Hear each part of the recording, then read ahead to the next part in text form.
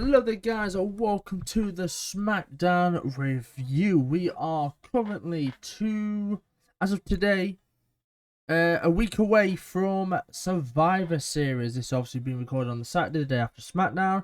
And it is a week from Survivor Series Wargames.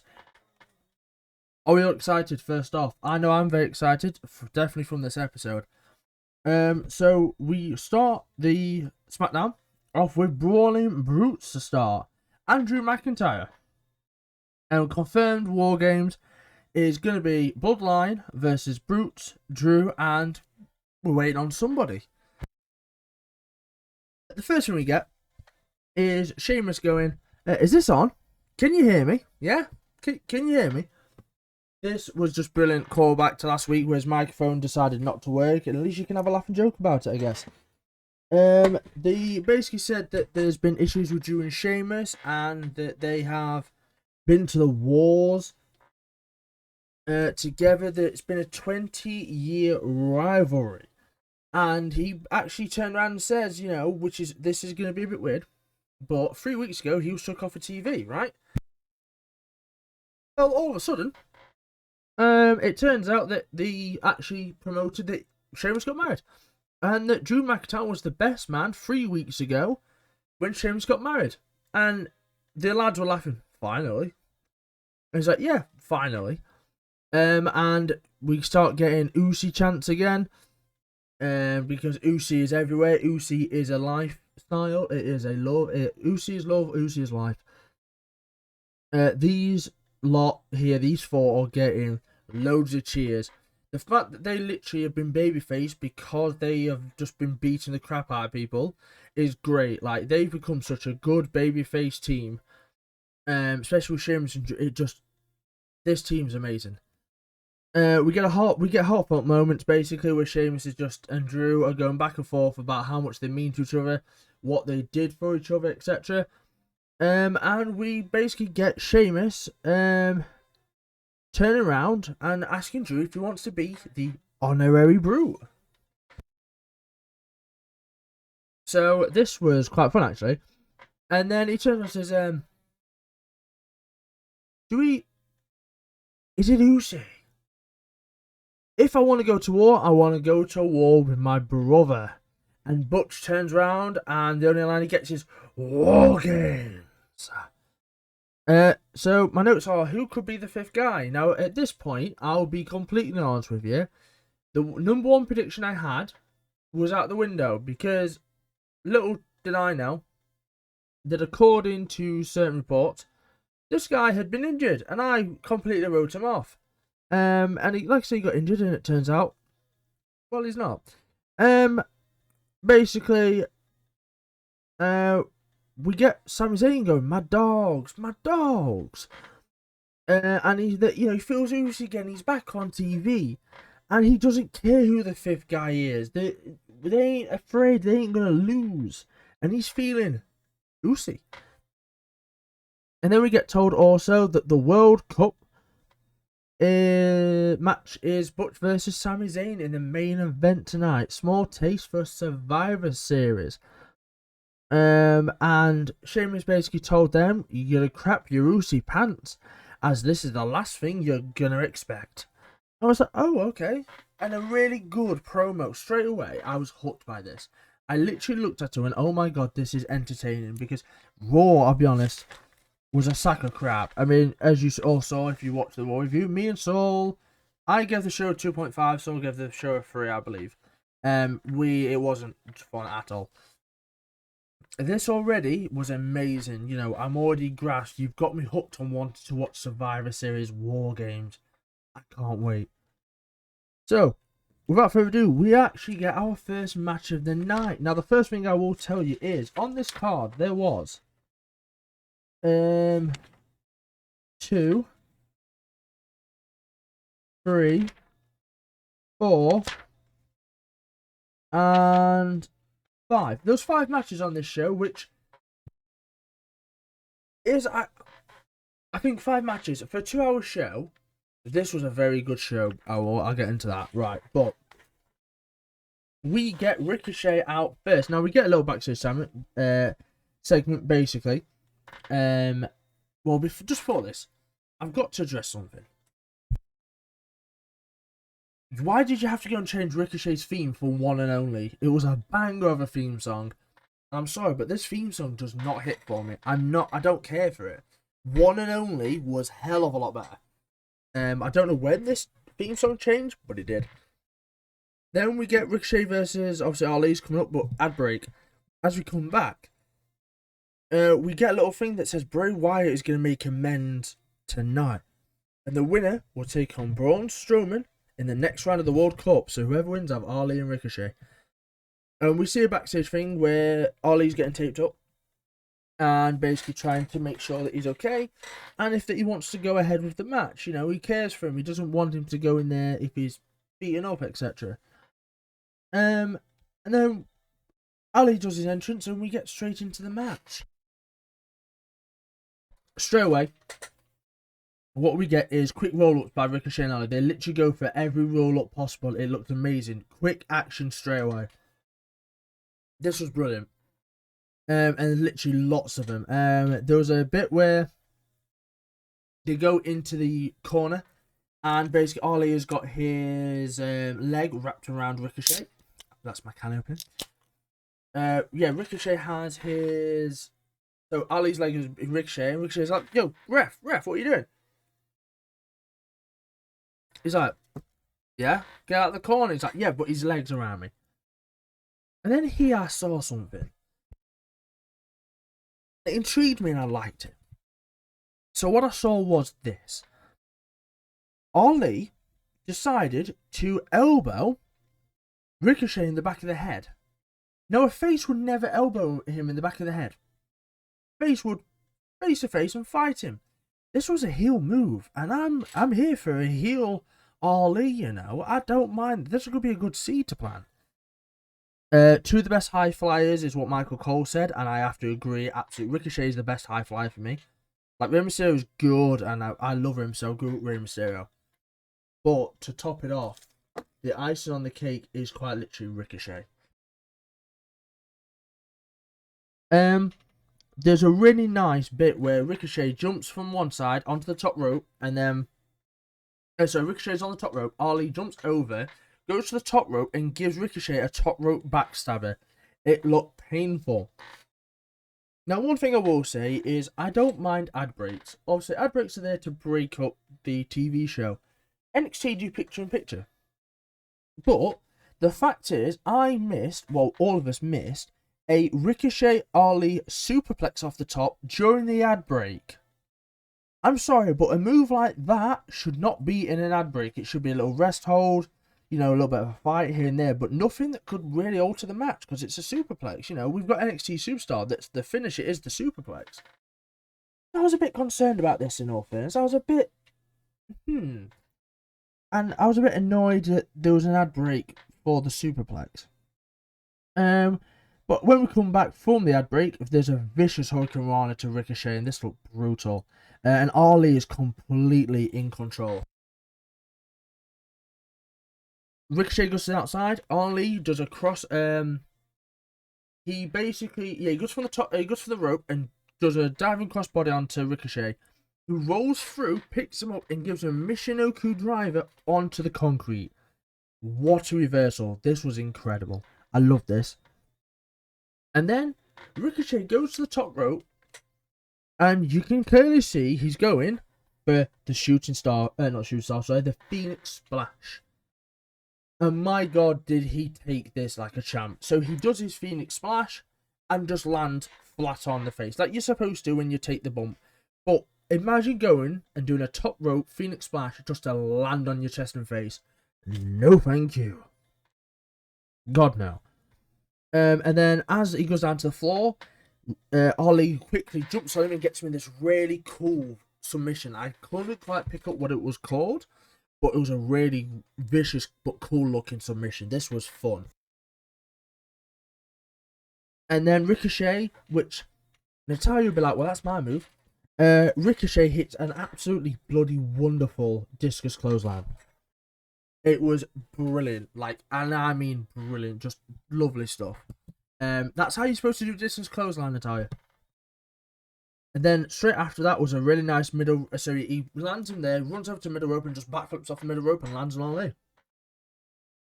So at this point, I'm thinking, oh, like this could be Ricochet's. But it wasn't, because there was a really nice schoolboy slam, is what I've called it. Basically, they go for a schoolboy, but you basically turn over and just flip him on the face. This was really nice. So then Ali goes up to the top rope, hits the tornado DDT onto Ricochet, and I'm thinking this is over. Again, but it's not. And then I love this. First of all, this again looks amazing. Second of all, it's a standing shooting star press. Ollie stands up, goes to fall backwards basically, and Ricochet backflips off the top rope and shooting star press whilst Ollie stood up. This looks incredible. Absolutely just brilliant. And yeah, Ricochet picks up the win to advance in the World Cup. After the match, Ali's on the side, and Ricochet basically gives him a fist bump and says, "Come on, I'll help you out to the back. Let's go." And we then get told it's Ricochet versus Braun Strowman next week for the semi-finals of the World Cup. And then you've also got the other side. I give this match a 4 out of 5. This was incredible from start to finish. Two of the best superstars today. It reminds me a lot of the Will Ospreay Ricochet match. A lot of people are like, oh, all this flippy dippy do shit, you know. I love that stuff. I love athletes being just pure athletes and doing whatever they want to go do. Like, imagine going and doing a shooting star press, you know, a Phoenix Splash, the 450, the 630. Like, the reason these are athletes is because they're incredible. But yeah, 4 out of 5. And then we basically go backstage. And we find out that Jey Uso is pissed at Sami Zayn. But why? And basically, Jimmy's trying to play peacemaker. He's like, whoa, no, back off, back off. And basically, it turns out that Jey is upset because Sami said, oh, we don't care about the fifth guy, blah, this, blah, that. And Sam's like, well, we're not going to lose, are we? Are we? And he's like, no. He says, well, why think it? Why have a go at me? We're not going to lose, are we? Again, this bloodline stuff with Sami's been incredible. Sammy and Jimmy have the secret thing. They do their nice little handshake. And they say, yeah, we're on for this secret thing later, yeah? You know, like, again, nothing weird. But they just have this something going on. And Jey turns around and says, do you actually like this guy? And Jimmy's like, yeah, hell yeah, I like this guy. And Solo's like, doesn't say a word, but you can tell by his face, he likes Sammy. So like, okay, cool. And then that's that segment, really. Again, this is really good. Just sowing the seeds. Jey is still on one. Jimmy likes Sammy. And Solo likes Sammy, you know. Bray then interrupts again. And we get a little vignette and it comes off. And then we get a recap of Usos setting the longest reigning title reign, the longest title reign of all time. And what a match that was. Anyway, we get New Day promo at the back. And they're basically saying that losing the record was disappointing. And that they need to basically get back to the top. And, you know, it's one thing losing the titles and winning the titles. But it's another thing losing that record that you fought so hard to have. And then Imperium come in. And they basically turn around and was like, you're the issue with tag team wrestling. Now, I'll be honest, this for me, not Imperium, but the line, oh, you're the issue with tag team wrestling, is stale. It's so stale. Every tag team has a different way of them doing things, and that's what makes the tag teams so great. But people forget to realise that. They go, oh, you're the issue with the tag team. New Day are over Imperium. Turn around and say, we disagree. We think you're taking the mocker. You know, the absolute mick out of the tag team. I don't like that. Not that you are doing it wrong, that I don't think, you know, I don't like it kind of thing. It's an opinion, not a fact, you know. So then we move on to basically, you know, do the issue. And then they start taking the P out of their accent and basically goes, and grab the buttocks. And I just found this funny. Gunther looks like a guy from the Addams Family. I couldn't pick up on who he said because I couldn't hear him. at the time. But basically, apparently Gunther looks like the guy from Addams Family. Who knew? The New Day are finding a partner. We're going to make this a tag team match, player. And they said we'll see you out in the ring later tonight when we find a partner. And then we get in the back Madcap Moss and Emma. And I put, what is going on?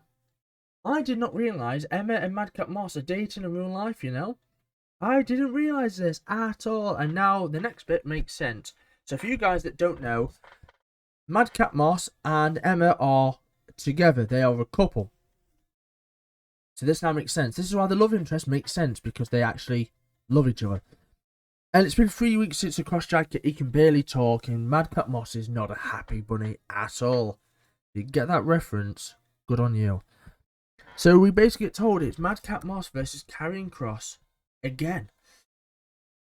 And then we get the entrance of Madcap. And we also get the brilliant entrance of Scarlett and Karrion Kross. As soon as we get into the match, Madcap Moss was all over Kross. This is how you build a guy, right? Literally, he overpowers him. He's just destroying Kross. And I mean, he is running through Kross. He's punching him everywhere. He's throwing him about slightly. He's just in control. He's just over Kross. Kross can't say, dude, Kross is supposed to be this big bad, you know. He can't do nothing. There's nothing he can do. Anyway, it turns out that basically Kross withheld it for so long because there was a really nice tiger suplex from Kross to Moss. And then Moss is on the outside, and guess what? Bam, Scarlett slaps the behemoths out of him. And we get back into the ring, and straight away, Madcap's back in control. Madcap is in control most of this whole match. Kross cannot get a move in, a counter in. He's really struggling. And I said Madcap looks great. He does. If we can get rid of the crap Madcap name, though, make him Riddick Moss or just Moss, brilliant. But Madcap does, I can't take him seriously. And he also needs an attire change, because this attire is awful. There's a really nice fall away slam from Moss as well. Again, he's just in control of Kross. And all of a sudden, there's this massive big boot from Kross, and it just turns the tide. And then we think we're getting the cross jacket, but we didn't. Still got it. Madcap Moss picks him up, runs him into a corner, comes back out, then chucks him on his back like any normal person would if you're in some kind of sleeper hold, right? At least you thought. Because as soon as he drops him, it's lay back, and Karrion Kross does the best Undertaker impression I've seen. He just goes, thank you. Bam. Straight back into the cross jacket, right? Straight back into it. Literally, Undertaker up, submission down. And he just keeps it held. Tap from Madcap Moss, and that's it. Overdone. This match for me was a 3.5. A great way to showcase Madcap Moss. Because let me tell you now, the guy's a good wrestler.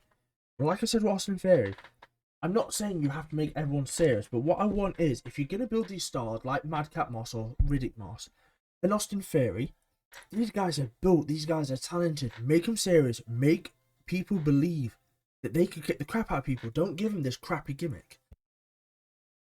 Oh yeah, look at me, I'm Madcap. Oh, look at me, Austin Theory, I have a cell phone. Scrap that, get it gone. Austin Theory is a serious heel, is brilliant. Madcap Moss is a serious face, brilliant. And then we basically get a point where Emma runs down to the ring to help Moss. And I reckon this is going to go to a mixed tag team match of Scarlett and Kross versus Emma and Moss. Yeah, try saying that when you're drunk. And then we get told Bray Wyatt is up next. And I'm so hyped for this. Very hyped. So, Bray comes down with his lantern and is incredible. And I mean incredible entrance. Code Orange, be proud of yourself. That is one hell of an entrance song.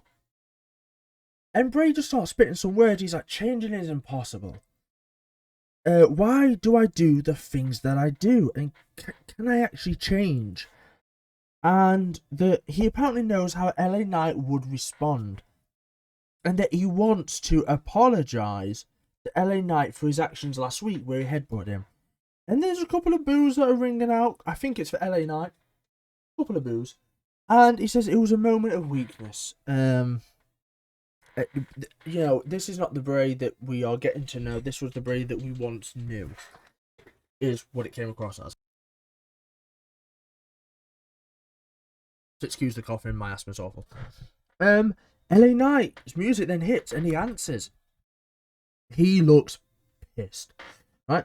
And he turns around and says, I've got respect for you, Bray. Like, I did not think there was people that could understand me, you know, that respected me. And Joe, I think you do respect me. And I have respect for you in that instance. And tell you something, these promos are going to be good because these two are brilliant at promos. And he comes in and he basically goes to, you know, have a face-to-face with Bray. And he just literally bitch slaps Bray and runs off. And Bray did not see it coming. Bray is so hyper pissed. His eyes are so wide. He's like, he didn't see it coming. Sorry, not this point, but he's like, he didn't see it coming. He's like, you know what? So he turns around and he's like, and he goes, oh, we're even now. We're absolutely even. We are even. And Bray's looking around. And he's terrified. And he turns around and goes, because I'm me and I know. I'm still going to offer a handshake and we're even. So I will offer you a handshake and, you know, we're even. I was kind of thing. And as soon as LA Knight is on the apron and he goes to do the handshake, he then slaps Bray Wyatt again and just legs it. Bray now has to get even again. And Bray's in a trance. Bray's literally on the ropes going. He's pissed. Beyond belief. Beyond belief.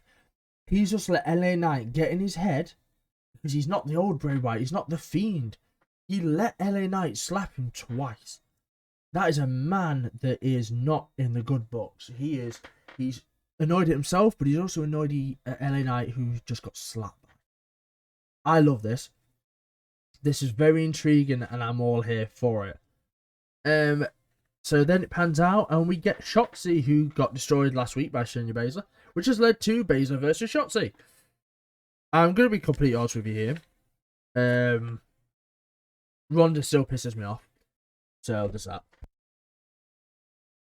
As we're getting ready for Baszler versus Shotzi, the Usos are backstage as Karen Cross is walking from his match.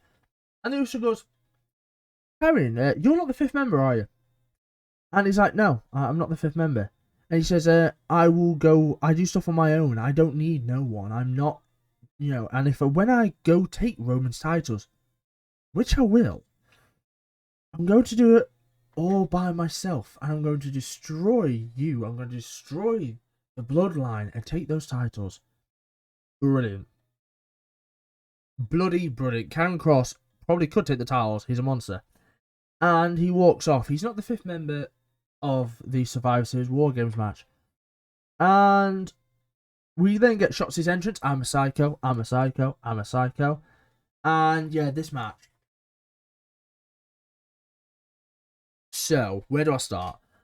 Baszler's in control. Shotzi's kind of shown some stuff, but she can't get any offense in there. And then we get Ronda getting involved, basically. Ronda's trying to be on the apron, get involved, be in her face, and try and do stuff, and it's not quite working out the way she wanted it to. Shotzi surprises Shayna with a couple of moves here and there, and Ronda basically is on the apron, being involved again, because why not? Because Shayna Baszler is a monster in her own right, and could probably kick the crap out of Ronda Rousey, WWE-wise. This Ronda-Shayna pairing is not for me. Shayna is so much better. Baszler is miles above Ronda, but unfortunately, Ronda's there. So she goes up onto the ring and starts playing with Shotzi's hair, which makes her turn around. And then Shayna hits a lovely German suplex, quite back and forth, and then Shotzi goes straight into the post. And the reason these notes are very low is because there was nothing of relevance and all good in this match. until Raquel Gonzalez comes out. And because Raquel Gonzalez comes out and distracts, Shotzi then gets a roll-up on Shayna Baszler. Shotzi just beat Shayna with a roll-up. This makes Shayna look so dull, makes her look so shocking. I'm not a fan of this. I give it a 2.5 out of 5. I thought this was stupid. I thought, you either win clean or you don't. And this was not for me. Again, I put FU Ronda, which I'm not going to say here just for demonetization purposes. But I hate Ronda and I hate whatever's happening. So next week, it turns out we are getting the tag team match of Ronda and Shayna versus Raquel and Shotzi, I believe.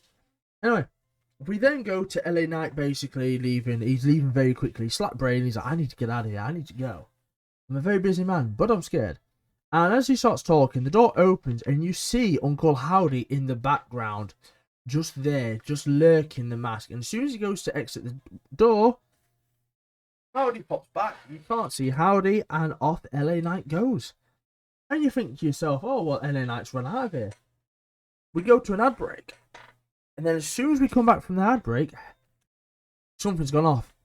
LA Knight is under a crap ton of rubble. And I mean a crap ton. He got buried alive. LA Knight has just been taken out by, my guess, is Uncle Howdy. That's for messing with Bray.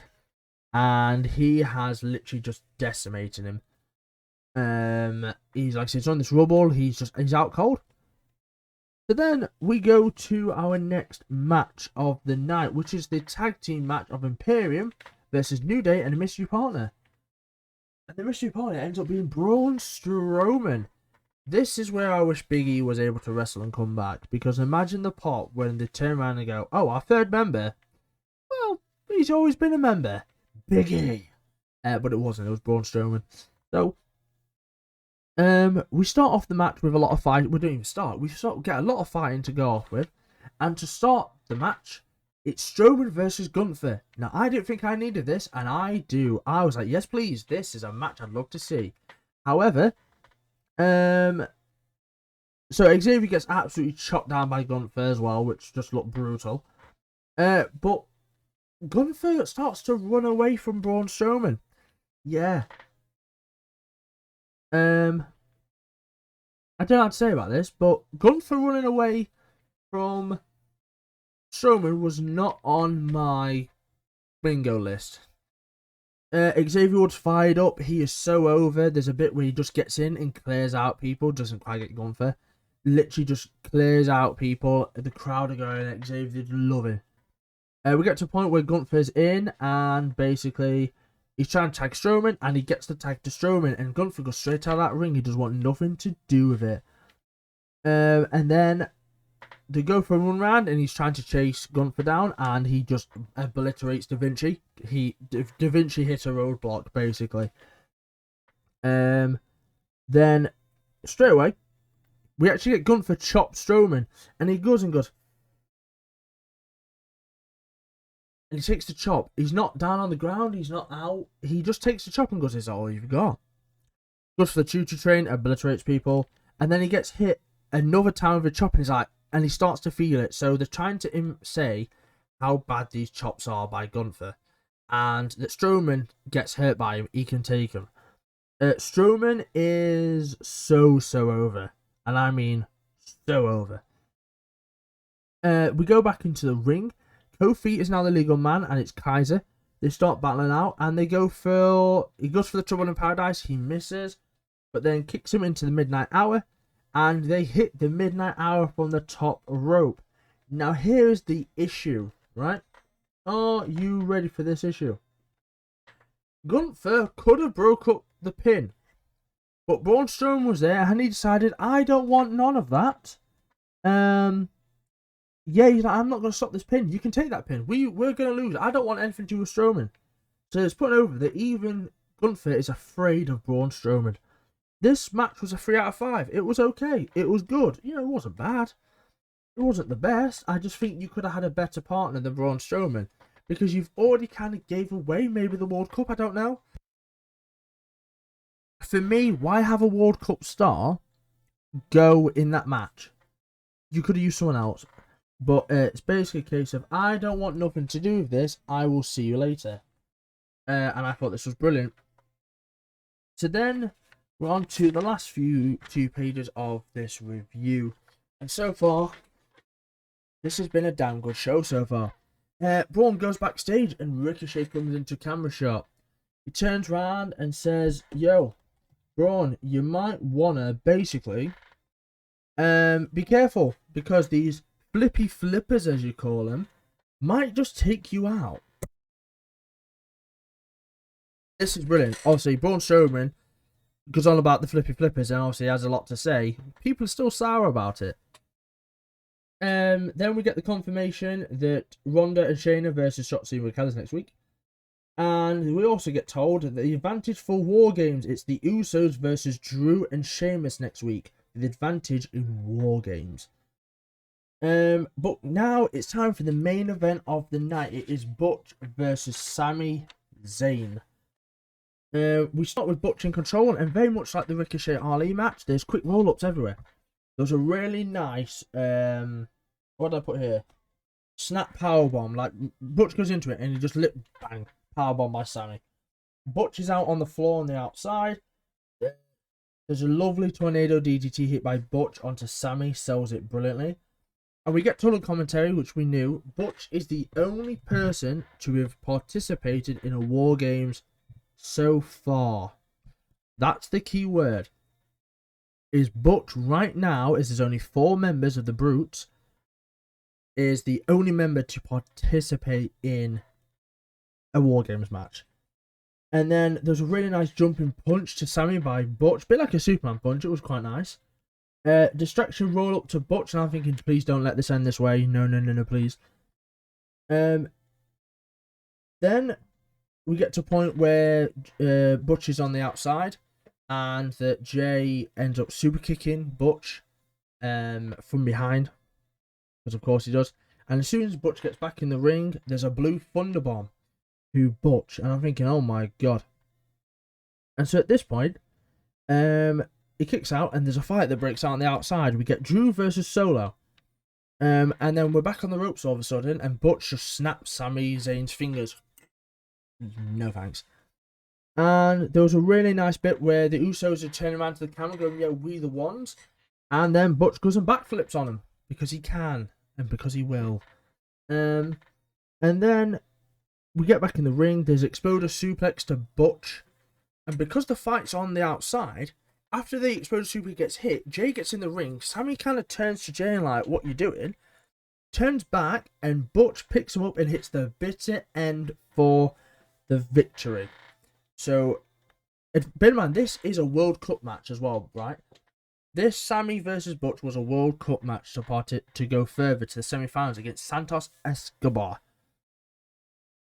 And we now have Butch versus Santos Escobar in the semi-finals, and also Braun versus Ricochet in the semi-finals. And then Solo takes out Butch, Drew then takes out Solo, and then I'm waiting for Roman, and boom, his music hits. Are we about to find out who the 5th guy is, or are we going to have to wait a week? Roman comes in, and he's got a face like death, according to Michael Cole. He is not a happy bunny at all. And this is quite literally the combination it goes in.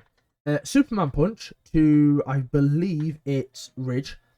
Then it's a spear to Drew, I think.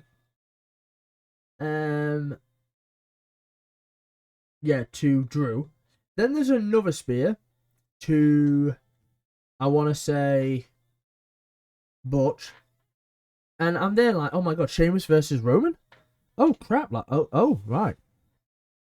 Sheamus versus Roman, they're all about Money in the Bank going back. And then Superman punch to Sheamus. He's clearing out everybody. Roman's just cleared out the whole of that team. At this point, who's gonna face him? Dun dun dun dun dun. Kevin Owens returns. Now the reports were Kevin Owens suffered an injury that was going to keep him out of Wargames and up to 6 to 8 weeks. No, he's not. He's back. Kevin Owens is back on Smackdown, And he goes in and just super kicks the crap out of everyone. He's like, I'm here to just ruin your day. Super kick, super kick, super kick, super kick. KO gets in the ring with Roman.